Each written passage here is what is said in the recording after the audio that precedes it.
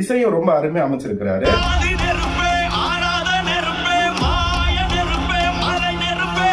மற்ற படங்கள் எல்லாம் பார்த்திருக்கலாம் நீங்க. சாதாரண ஒரு படத்திலேயே வந்து பாத்தீங்கன்னா எமோஷனல் சீன் வரும்போதோ அல்லது வேற எந்த ஒரு உணர்ச்சிகரமான சீன் வரும்போதெல்லாம் பாத்தீங்கன்னா உரையாடலின் போது கூட வந்து டைலாக் பேசும்போது கூட வந்து பேக்ரவுண்ட்ல ஒரு மியூசிக் வரும், மெல்லிதா ஒரு மியூசிக் வரும்.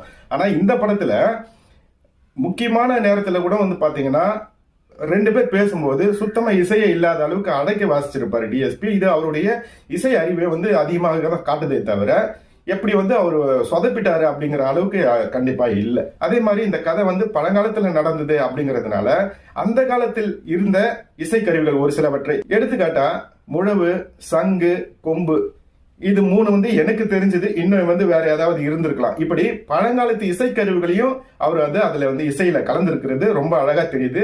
அது கேட்கறதுக்கு ரொம்ப நல்லாவும் இருக்கு. இந்த அளவுல வந்து பார்க்கும்போது டிஎஸ்பி